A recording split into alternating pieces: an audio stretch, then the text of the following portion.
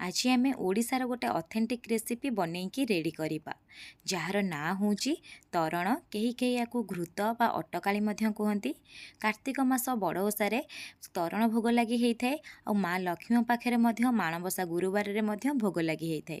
Totally मु authentic उपाय बनईकी देखी बनैया बहुत सहज और बहुत स्वादिष्ट होता है। नमस्कार, प्रतिदिन रोसई को आपण मानकु अनेक अनेक स्वागत। आपण मानकु अनुरोध रहिला जदि चैनल नुआ अच्छा कि चैनल को सब्सक्राइब करना प्लीज गोटे सब्सक्राइब करने। तरणर रेसिपी बनवाई प्रथम आम सबू जिनस को मापिक यूज करवा। एठी मु गोटे बाउल सेट करिछि, आपण माने देखि पारुथिबे। मुठी गोटे बाउल नेइछि चाउलर गुंड। जेतिकी आपण चाउलर गुंड नेबे सेतिकी परिमाणर आपण एठी गुड़ यूज करिवे। आपण चाहिले चीनी मध्य नै परिबे, किंतु गुड़ नेले तरणर कलर बहुत भल आसीते, ता सहित देह पई मध्य बहुत हेल्दी। गोटे नड़ियार फाड़ को मुठी कौन करछि ना छोट छोट पीस रे काटिकी रखिछि। आउ किछि नड़िया को कोरिके एठी यूज करिछि। 1.5 चामच गोलमरीच आउ गुजराती रो गुंड एठी यूज करिछि। अल्प किछि खिसमिस नेइछि। खिसमिस टोटली ऑप्शनल अछि, आपण चाहिले स्किप करि परिबे। अल्प टिके अदा को एठी छेचिकरी यूज करछि। ता सहित अलगा जिंस मध्य हम यूज करिबा। प्रथमे कोन करिबा ना गोटे कड़ाई बसैबा। कड़ाई रे मु एठी कोन करछि ना अल्प टिके जस्ट घियो देई दोछि, माने 2 रु 3 पीस घियो हबो। घियो जेतेबेले गरम हेइ जिवो 1 रु 2 पिंच एठी हम जीरा दबा। जीरा निश्चय फुटेइबे, बिना फुटण रे एटा बनिकी रेडी हेइ न थाए। ते जीरा देई साला परे जीरा फुटी गला परे जो कप रे मापिके आपण चाउल गुंड नेइथिबे ना सेई कप रे मापिके आपण 8 गुणा एठी पानी यूज करिवे। माने मु 8 कप पानी देई दोउची। ता सहित गोटे तेजपत्र देइची। आ जो अदा को आमे छेचिकी रखितिले सब अदा को मध्य एठी देई दबा।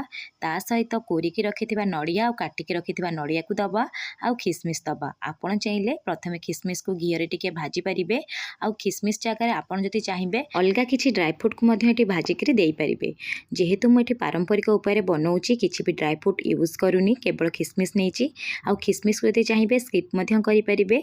जेहेतु हम एठी कंचा अदार छेचा देइचे ना, कंचा अदार गोटे स्मेल थाए, से स्मेल जीवा जाए टिके जस्ट 2 रु 3 मिनिट फुटिया पई छाड़ी देबे। जेतेबेले एमती गोटे बॉयल आसीबो ना, आपण कोन करिवे टिके जस्ट मिसेई नेबे।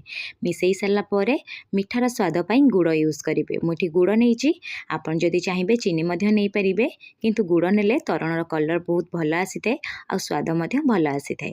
जेहेतु गोटे कप चाउलर गुंड नेइथिली, सेति गोटे कप गुड़ देई देबी। गुड़ देई साला परे आको आमे जस्ट टिके मिसेई नबा। मिसेई साला परे 1.5 चामच गोलमरीच आ गुजराती छेचा दबा। देई साला परे जेहेतु आमे मिठा जिंस किछि बनौचे ना, स्वाद पूरा बालांस हेइ रहे पई 2 रु 3 पिंच लुण देबे। अधिका लुण देबेनी, नले टेस्ट भल आसीबनी।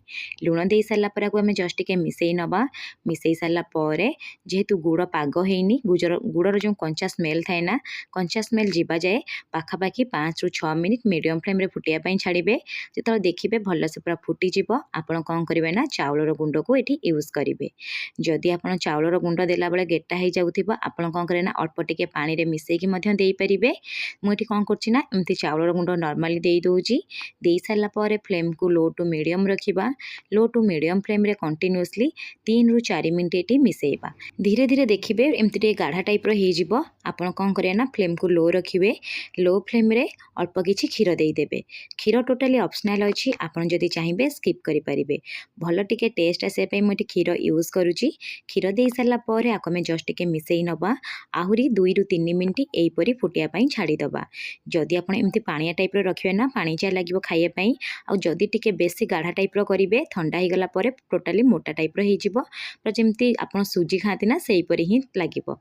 सेति पई एमती पूरा कंसिस्टेंसी टिके मीडियम रखिबे, जहा परे ठंडा ही गला परे टेस्ट मध्य भल आसीबो। फ्लेम को ऑफ करि दबा। लास्ट को अल्प टिके घियो देई दबा। घियो देले भल बास्ना आसीबा सहित साइन मध्य बहुत भल आसीथाय। एबे हमर स्वादिष्ट तरण पूरा बनिकी रेडी सरलाणी। आपण को गोटे थर बड़ ओसारे बनांतु। केमिति बनिला मो सहित कमेंट सेक्शन रे शेयर करंतु। जदि वीडियोटी पसंद आस्तिबो प्लीज गोटे लाइक करिवे। पुणी देखा हबो नेक्स्ट वीडियो रे। धन्यवाद।